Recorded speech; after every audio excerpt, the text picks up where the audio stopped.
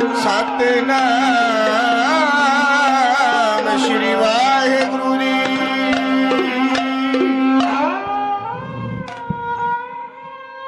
पतित पावन भगत वशल किरपा निधान चौर छत्र तखत दे मालिक सतगुरु साहब श्री गुरु ग्रंथ साहब जी महाराज जी के मुकद्दस दरबार का शंगार बन बैठे सतसंगी जनों, सेवक जथे की हाजरी दर प्रवान करते हुए प्यारे चाहो ते गज के गजाओ जी। वाहिगुरु जी का खालसा वाहिगुरु जी की फतेह।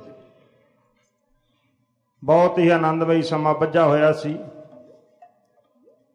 सारियां संगतां ही मंत्र मुग्ध होईयां पईयां सन। बिरती इन्नी एकागर सी जिहदी प्रथाएं एक विद्वान सज्जन ने दो लाइनां लिखियां ने। मैं कह के तुहाडे नाल इतिहास की लड़ी प्रारंभ करनी चाहुंदा हां और नाल ही थोड़ी जी अपनी स्पीड नूं वधाउणा चाहुंदा ताकि जिन्ना समा मैं तुहाडे कोल हां जो मजमून प्रारंभ किया होया उसका रिजल्ट मैं तुहाडे चरनां च कढ सकां। आप सिमरन दे विच जुड़े हुए सी। कथा भाई साहब जी कर रहे सन, आप सारे आनंद मान रहे सी। एकाग्रता कैसी सी? एक विद्वान सज्ज ने दो लाइनां लिखियां है ते बड़ियां थोड़ियां जिहियां अटपटियां जिहियां ने पर पाएदार हैं। वो लिखदा कहंदा सहस बनक जब मिले तब होई एक ठगारा। कहंदा 100 बाणी दा दिमाग मिल जावे ते एक ठग दा दिमाग बनदा है। सहस ठगार जब मिले तब होए एक सुनारा। 100 ठग दा दिमाग मिल जावे ते एक सुनियारे दा दिमाग बनदा है। सहस सुनार जब मिले तब होए एक वीर कन। वीर कन कहंदे ने जिहड़ा सुनियारियां दे पासों कूड़ा लै जांदा उन्हां दी दुकान दा ते बाद च उहनूं छान के उहदे च सोना कढ लैंदा, उहनूं वीर कन आखदे। सहस सुनार जब मिले तब होए एक वीर कन। सहस वीर कन जब मिले तब होए एक बचखन। तो विद्वान सज्जन लिखदा बनक बचखन वीर कन ठग और सुनार की एती सुरती जब मिले तब भगत होए करतार की। इन्नी बिरती एकागर हो जावे ना तो फिर जिहड़ी कथा चल रही सी उहदा इंसान आनंद मान सकदा है। और मैं समझदा सा बैठा महसूस कर रहा सा कि जे उस वेले कहंदे ने तिल डिग जावे ते खड़ाक कोई नहीं आउंदा, शायद उहदा भी पता लग जांदा। तुसीं इन्ने ध्यान दे नाल बाणी दी कथा दा आनंद माण रहे सी। प्रारंभ कीते है मजमून मैं अगेरे तोरां, होर ना कोई मिसाल देंदा होया इस प्रसंग दे पहले अध्याय दा मैं रिजल्ट कढना चाहुंदा हां। कल दूसरा प्रारंभ हो जाएगा, सतगुरु कृपा करन। उस तो बाद सिख राज दा पतन तुहाडे सामने तरीक बा तरीक तुहाडे चरनां च रखण दा यतन करांगा। कल तुसां ने सरवण कीता सरदार ने पेशावर दे उत्ते हमला कर दिता है।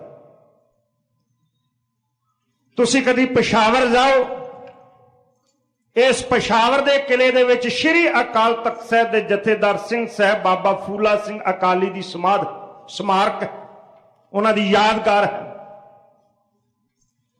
9 मील की वाड़ सिंह साहब बाबा फूला सिंह अकाली ने इस धरती के उत्ते कीती जदों पेशावर के किले के उत्ते उन्होंने जित हासिल की। किला कैसा है, कितना मजबूत है, उहदी प्रथाएं। एक विद्वान का कथन तुहाडे चरनां च रखना चाहुंदा कि एक बारी काबल का शाह पेशावर आ गए, बड़ा मजबूत किला वेखे, मूंह विच उंगल पा के कहन लगा जे इहो जिहा किला साडे कोल काबल विच होवे ते साडे टाकरे ते कोई दुश्मन खलो ना सके। मैं बिने करना चाहुंदा सां कि हरी सिंह ने किला किहड़ा फतेह करना है। अपने उसने जज्बात जदों जाहिर कीते, उसने एक कवि ने कलम नाल लिखे, वो कहंदा शाह अकेरा काबल दा एक विच पेशावर आया, किला पुराना सुंदर तक जी उसका ललचाया। कहंदा आहो जे एक कोट पक्का जे विच काबल दे होवे, इज्जत वधे टाकरे साडे ते ना कोई खलोवे। कवि लिखदा सुन के ख्याल शाह दा कहा एक दरबारी इहो ही इथों चुक लै चलो ना करनी पऊ उसारी। कहंदा शाह जी इहो क्यों नहीं लै जांदे, उन्हें ते मखौल कीता। शाह ने गुस्सा किया है तो कवि कहंदा यह तरीका बादशाह दे दिल नूं डाढा पाया। कहन लगा हुण तू ही दस किवें जाए लजाया। कहंदा रस्से दे इक नाल सिरे नूं गढ़दे ताएं बनाओ। कहंदा वड्डा सारा रस्सा लिया पेशावर दे किले दे 4 चफेरे पा दे। रस्से दे इक नाल सिरे नूं गढ़दे ताएं बनाओ। दूजा कुछ कु बड़ी पठाना दे लक्कां नाल पाओ। कहंदा फिर काबल तो पठान सद वडे वडे सबूता सबूता दुंबा छक जाण वाले दूसरा सिरा उन्हां दे लक्कां नाल पाओ। ते कहंदा फिर पठाना ने तेरे करके नहीं तुरना।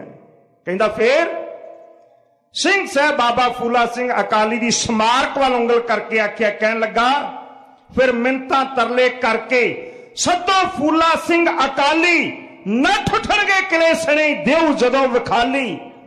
सुध बुद्ध ना रहू लैणगे काबल ही सा जाके।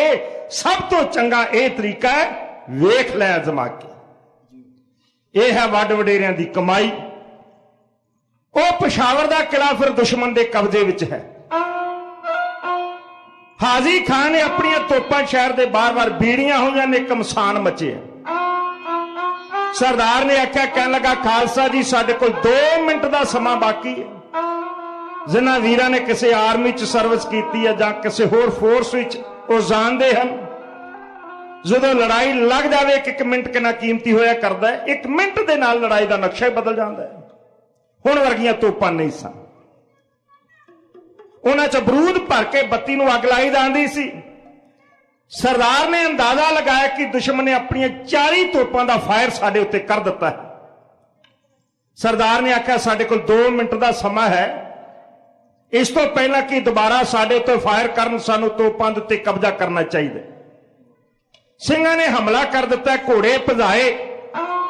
हाजी खान ने सिंहां नूं आउंदे होए वेख्या ते कहन लगा तोपां दा मुंह ठाह नूं करके दूजा फायर कर दिओ। ठाह नूं कहण तो भाव नेड़े दा फायर कर दिता जावे। ਇਹਦੇ ਵਿੱਚ भी ਸਿੰਘਾਂ ਦਾ नुकसान होया है। पर इन्ने चिर नूं इस हमले नूं पछाड़ दे गुरु के लाल इन्हां तोपां दे उत्ते हावी हो चुके सन। घमसान मचिया तेगां चली। सरदार नूं लड़दियां होया वेखिया हाजी खान ने मूंह विच उंगल पा के कहंदा ला हौल वला कुवत। मेरा जरनैल एवें नहीं सी कहंदा, सिपाही एवें नहीं सी कहंदा कि माफी मंगला मारिया जावेगा ते साक्षात कोई फरिश्ता है। कहंदा मैं दौड़ना जावां। जदों दौड़न लगा तो जिहड़ा सरदार ने हुण प्रोग्राम बनाया सी वो सफला हो गया। जिहड़ा गुरु दा सिख पढ़दा बाणी साध संगत मनु ने वर्ण वंड पाई। जिहड़ा ब्रह्मा दे मुखारबंद चों पैदा होया ब्राह्मण, जिहड़ा भुजावां चों पैदा होया कछत्री, जिहड़ा पट्टां और पैरां चों पैदा होया वैश्य ते शूदर। हजूर ने आख्या नहीं, गुरु नानक दा सिख अमृत वेले बाणी पढ़दा ते दे नाल दा ब्राह्मण कोई नहीं। देश कौम ते भीड़ बांधी हथ च तेग लैके नित्रदा दे नाल दा क्षत्री कोई नहीं। जे लंगरां ते जोड़ियां दी सेवा करदा ते दे नाल दा वैश्य ते शूदर कोई नहीं। सारे दर्जे इक्को नूं दे दित्ते। भावें सूरमे हथ च तेगां लैके लड़ रहे सन पर वो सिमरन वाले सन। परमात्मा दा भै उन्हां दे हिरदे च सी। ते बंदगी करने वाला सिमरन करने वाला इंसान जो सह सुभा बचन करेगा पूरा होगा। भावें सरदार ने उसने वक्ती तौर के उत्ते सियासत वरती सी पर कलगियां वाले पातशाह ने धर्म के उत्ते सियासत नूं नहीं बैठन दिता। सियासत घोड़ा बनया रहे, धर्म के उत्ते सवार है। कलगियां वाले ने अपने लाडले सुपुत्र की पिठ नहीं लगन दी। जो बचन कीते सन कि हाजी खान इधर नूं भजेगा वो सचमुच ही भजे। पर ਸਿੰਘਾਂ ਦਾ घेरा पिया होया वो घेरे विच आ गए। सरदार ने ललकारा मार के आख्या कहने लगा खालसा जी तुसी आए सी ये दुष्ट नूं सजाए मौत देने वास्ते। ਸਿੰਘਾਂ ਦਾ कातल तुहाडे सामने हुण बच के ना जावे। सूरमे जोश विच आए अपनियां तेगां नूं हवा च लहराया। सत श्री अकाल दे छड्डे जकारे ते हाजी खान दे उत्ते हमला इउं कर दित्ता।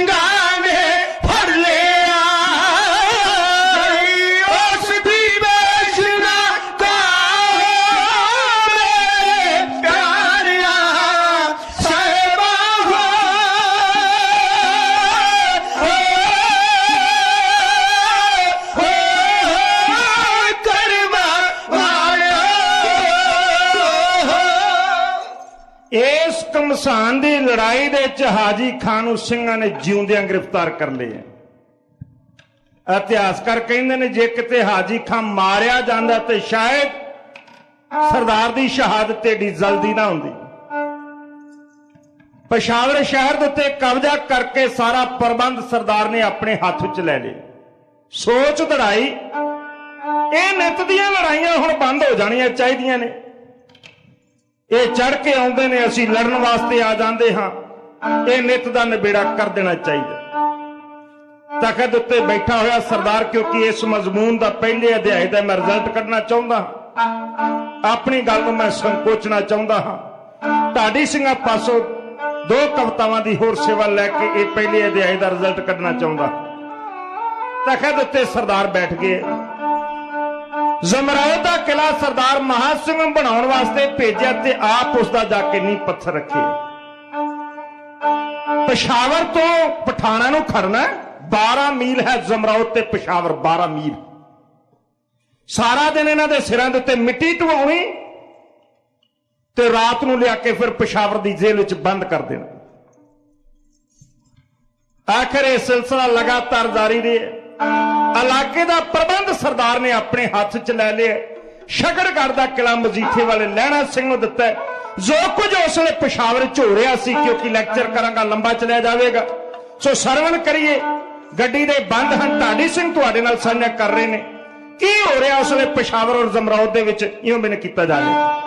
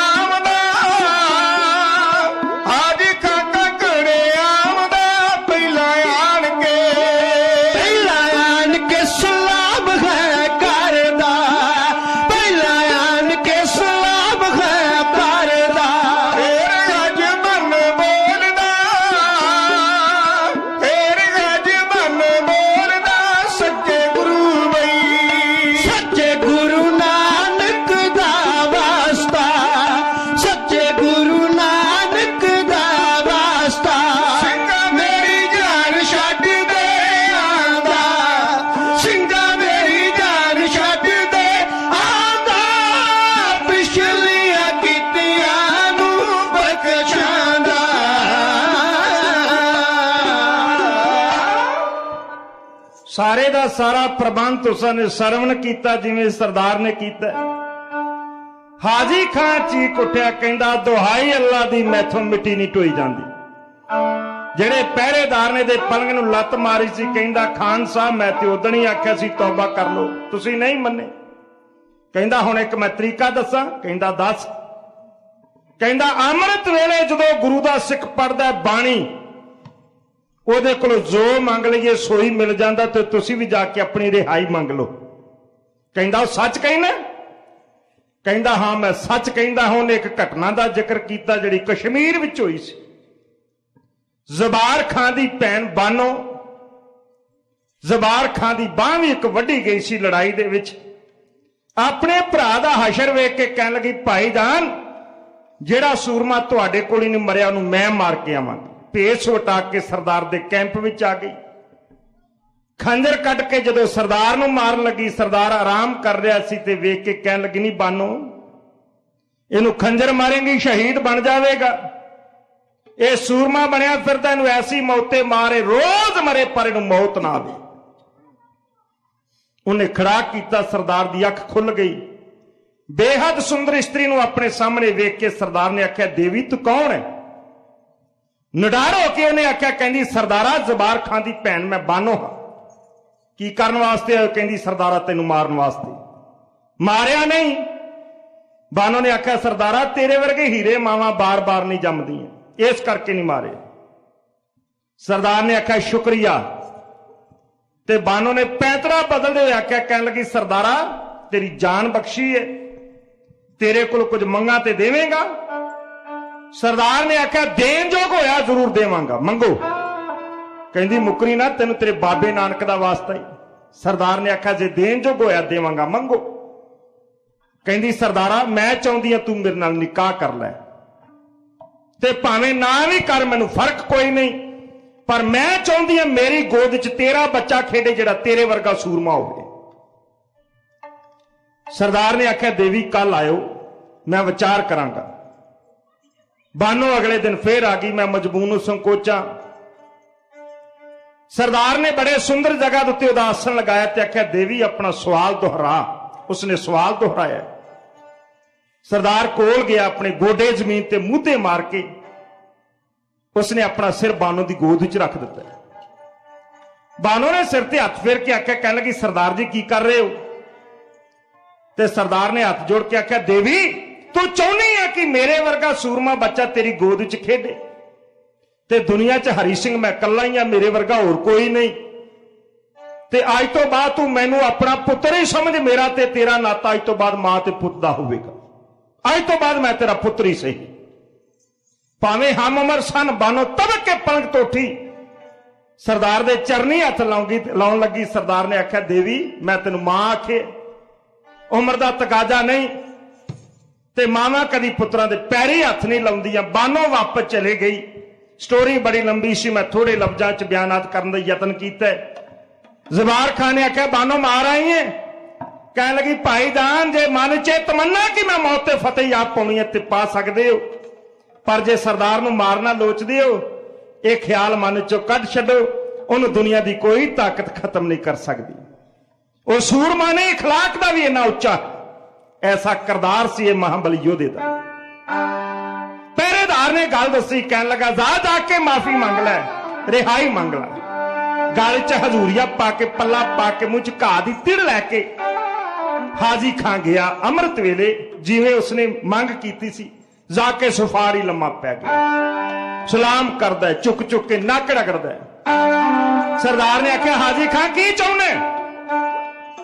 ਹਾਜੀ ਖਾਨ ਨੇ ਆਖਿਆ ਸਰਦਾਰਾ ਮੰਗਾ ਤੇ ਦੇਵੇਂਗਾ? ਸਰਦਾਰ ਨੇ ਆਖਿਆ ਜ਼ਰੂਰ ਦੇਵਾਂਗਾ, ਮੰਗ ਕੇ ਵੇਖ।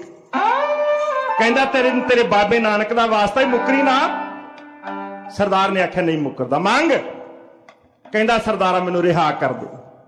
ਉਹ ਦੁਹਾਈ ਰੱਬ ਦੀ ਮੈਂ ਬਾਦਸ਼ਾਹੀ ਹੰਡਾਈ ਏ, ਤੁਹਾਡੇ ਸਰਦਾਰ ਮੇਰੇ ਸਿਰ ਦੇ ਉੱਤੇ ਮਿੱਟੀ ਢਵਾਉਂਦੇ ਨੇ, ਮੇਰੇ ਕੋਲ ਢੋਈ ਨਹੀਂ ਜਾਂਦੀ। ਜ਼ੇਲ ਦੀ ਜ਼ਿੰਦਗੀ ਮੇਰੇ ਕੋਲ ਬਤੀਤ ਨਹੀਂ ਹੁੰਦੀ, ਤੈਨੂੰ ਤੇਰੇ ਬਾਬੇ ਨਾਨਕ ਦਾ ਵਾਸਤਾ ਮੈਨੂੰ ਛੱਡ ਦੇ। ਸਰਦਾਰ ਦੀਆਂ ਅੱਖਾਂ ਲਹੂ ਰੱਤੀਆਂ ਹੋ ਗਈਆਂ। ਸਰਦਾਰ ਨੇ ਆਖਿਆ ਹਾਜੀ ਖਾਂ ਤੂੰ ਮੇਰੇ ਬਾਬੇ ਨਾਨਕ ਨੂੰ ਸਮਝੇ ਕੀ ਹੈ? ਉਹ ਇਨਸਾਨ ਛੋਟੀ ਤੋਂ ਛੋਟੀ ਫਰਮਾਇਸ਼ ਲੈ ਕੇ ਆਉਂਦਾ ਤੇ ਵੱਡੇ ਤੋਂ ਵੱਡਾ ਕੰਮ ਕਰਕੇ ਚਲਿਆ ਜਾਂਦਾ। ਵਾਸਤਾ ਪਾਇਆ ਮੇਰੇ ਸਤਿਗੁਰੂ ਨਾਨਕ ਦੇਵ ਜੀ ਮਹਾਰਾਜ ਦਾ ਤੇ ਮੰਗਿਆ ਰਿਹਾਈ। ਜੇ ਮੇਰੇ ਬਾਬੇ ਨਾਨਕ ਦਾ ਨਾਂ ਲਿਆ ਸੀ ਤੇ ਹਾਜੀ ਖਾਂ ਕਿਤੇ ਮੈਨੂੰ ਇਹ ਗੱਲ ਕਹਿੰਦੇ, ਉਹ ਸਰਦਾਰਾ ਤੈਨੂੰ ਤੇਰੇ ਗੁਰੂ ਨਾਨਕ ਦਾ ਵਾਸਤਾ ਪਸ਼ਾਵਰ ਛੱਡ ਕੇ ਚਲਿਆ ਜਾ, ਤੇ ਮੈਂ ਗੁਰੂ ਨਾਨਕ ਪਾਤਸ਼ਾਹ ਦੇ ਨਾਂ ਦੇ ਉੱਤੇ ਤੇਰੇ ਵਾਸਤੇ ਪਸ਼ਾਵਰ ਸ਼ਹਿਰ ਛੱਡ ਕੇ ਚਲਿਆ ਜਾਂਦਾ। ਤੂੰ ਤੇ ਮੰਗਿਆ ਹੀ ਕੁਝ ਨਹੀਂ। ਸਰਦਾਰ ਨੂੰ ਦਿਆਲੂ ਹੋਇਆ ਵੇਖ ਕੇ ਸਰਦਾਰਾਂ ਨੇ ਲਾਗੇ ਆਖਿਆ, ਸਿੰਘ ਸਾਹਿਬ ਬੜਾ ਨੀਚ ਬੰਦਾ ਜੇ ਨਾ ਛੱਡੋ। ਤੇ ਸਰਦਾਰ ਦਾ ਬਚਨ ਸੀ, ਉਹਨੇ ਆਖਿਆ ਖੜਕ ਔਰ ਤਲਵਾਰ ਦਾ बाण का मारा हुआ जाएगा वैकुंठ को मैदान का मारा हुआ, मारना है जीते जी तो छोड़ दे एहसान कर, आपे ही मर जाएगा एहसान का मारा हुआ। छड़ दे ਉਹਨੂੰ। ਸਰਦਾਰ ਮੇਰਾ ਦੇ ਘਰ ਵਿੱਚ ਆਇਆ, ਇਹਦੀਆਂ ਬੇੜੀਆਂ ਕਿਵੇਂ ਲਵਾਉਂਦਾ, ਇਹ ਬੇਈਮਾਨ ਉਸ ਵੇਲੇ ਕੀ ਕਰਦਾ, ਸਰਵਣ ਕਰੋ ਸਾਥੀ।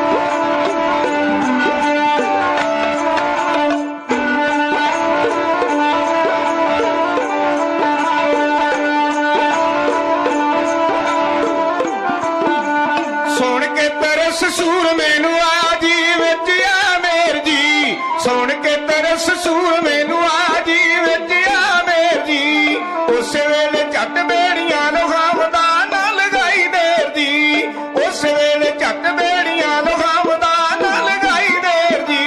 ਮੁੜ ਕੇ ਨਾ ਸਿੰਘਾਂ ਨਾਲ ਕਰੀ ਜੰਗ, ਮੁੜ ਕੇ ਨਾ ਸਿੰਘਾਂ ਨਾਲ ਕਰੀ ਜੰਗ ਓਏ, ਮੁੱਖ ਫਰਮਾਇਆ ਏ ਨਹੀਂ ਤਾਂ ਤੇਰੇ ਵਾਲੀ ਵੱਢ ਦੇਉ ਕੰਗ ਓਏ, ਆ ਕੇ ਸੁਣਾਇਆ ਏ ਨਹੀਂ ਤਾਂ ਤੇਰੇ ਵਾਲੀ ਵੱਢ ਦੇਉ ਕੰਗ ਓਏ, ਆ ਕੇ ਸੁਣਾਇਆ ਏ। ਧੋਖੇ ਬਾਗ ਧੋਖੀ ਅੱਕ ਮੇਰੀ ਹੱਟਦਾ, ਧੋਖੇ ਬਾਗ ਧੋਖੇ ਉਹ ਕਦੇ ਨਹੀਂ ਹੱਟਦਾ, ਭਾਵੇਂ ਖਾਵੇ ਜੁੱਤੀਆਂ ਸ਼ੈਤਾਨ ਆਦਮੀ ਨਾ ਕਿਸੇ ਕੋਲੋਂ ਡਰਦਾ, ਉਹ ਕਵਾਂ ਛੇੜੇ ਸੁੱਤੀਆਂ ਸ਼ੈਤਾਨ ਆਦਮੀ ਨਾ ਕਿਸੇ ਕੋਲੋਂ ਡਰਦਾ, ਉਹ ਕਵਾਂ ਛੇੜੇ ਸੁੱਤੀਆਂ। ਪਿੰਡਾਂ ਵਿੱਚ ਅੱਗ ਤੇ ਪਠਾਣਾ ਤਾਈ ਜੀ ਇਕੱਠਿਆ ਕਰਾਵਦਾ, ਪਿੰਡਾਂ ਵਿੱਚ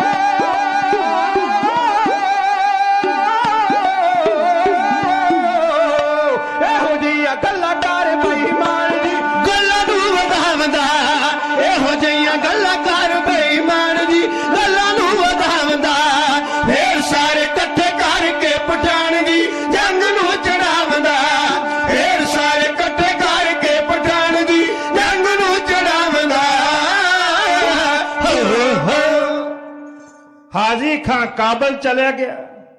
ਕਾਬਲ ਦੇ ਹਾਕਮ ਦੋਸਤ ਮੁਹੰਮਦ ਖਾਨ ਦੇ ਕੋਲ ਜਾ ਕੇ ਪਿਟਿਆ। ਫਿਰ ਨਾਇਬੁਲ ਮਿਰਜ਼ਾ ਸ਼ਮੀ ਖਾਨ ਚੜ ਕੇ ਆਉਂਦਾ। ਦੋਸਤ ਮੁਹੰਮਦ ਖਾਨ ਦੇ 5 ਪੁੱਤਰ ਚੜ ਕੇ ਆਉਂਦੇ, ਜਿਸ ਤੋਂ ਬਾਅਦ ਜ਼ਮਰਾਓ ਦੇ ਕਿਲੇ ਦਾ ਜੰਗ ਪ੍ਰਾਰੰਭ ਹੁੰਦਾ ਹੈ, ਜਿਹਦੀ ਹਿਫਾਜ਼ਤ ਕਰਦਿਆਂ ਹੋਇਆਂ ਸਰਦਾਰ ਹਰੀ ਸਿੰਘ ਨਲਵੇ ਦੀ ਸ਼ਹਾਦਤ ਹੁੰਦੀ ਹੈ। ਇਹ ਵਾਕਿਆਤ ਮੈਂ ਕੱਲ ਦੇ ਦੀਵਾਨ 'ਚ ਤੁਹਾਡੇ ਨਾਲ ਪ੍ਰਾਰੰਭ ਕਰਾਂਗਾ। ਕੋਈ 3 ਦਿਨ ਦਾ ਸਮਾਂ ਇਸ ਮਜਮੂਨ ਨੂੰ ਤੁਹਾਡੇ ਨਾਲ ਸਾਂਝਾ ਕਰਨ ਦੇ ਵਾਸਤੇ ਲੱਗੇਗਾ। ਉਸ ਤੋਂ ਬਾਅਦ ਪ੍ਰਾਰੰਭ ਹੋ ਜਾਵੇਗੀ ਲਹੂ ਭਿੱਜੀ ਦਾਸਤਾਨ। ਦਰਅਸਲ ਮਹਾਰਾਜਾ ਰਣਜੀਤ ਸਿੰਘ ਜੀ ਅਕਾਲ ਚਲਾਣਾ ਕਿਹੜੀ ਘਟਨਾ ਦੇ ਕਰਕੇ ਜਲਦੀ ਕਰ ਗਏ, ਉਹ ਤੁਹਾਡੇ ਸਾਹਮਣੇ ਰੱਖਣ ਦਾ ਯਤਨ ਕਰਾਂਗੇ। ਹੋਈਆਂ ਭੁੱਲਾਂ ਦੀ ਖਿਮਾ ਮੰਗਦਾ ਹਾਂ। ਸਾਰਿਆਂ ਦਾ ਬਹੁਤ ਬਹੁਤ ਧੰਨਵਾਦ। ਹੁਣ ਢਾਡੀ ਸਿੰਘ 6 ਪੌੜੀਆਂ ਆਨੰਦ ਸਾਹਿਬ ਦਾ ਜਾਪ ਕਰਨਗੇ, ਉਸ ਤੋਂ ਬਾਅਦ ਅਰਦਾਸ ਹੋਵੇਗੀ। ਕੀਰਤਨ ਦੀ ਸਮਾਪਤੀ ਦੀ ਦਾਸ ਨਾਲ ਫਤਿਹ ਬੁਲਾਓ ਤੇ ਆਖੋ ਜੀ ਵਾਹਿਗੁਰੂ ਜੀ ਕਾ ਖਾਲਸਾ ਵਾਹਿਗੁਰੂ ਜੀ ਕੀ ਫਤਿਹ।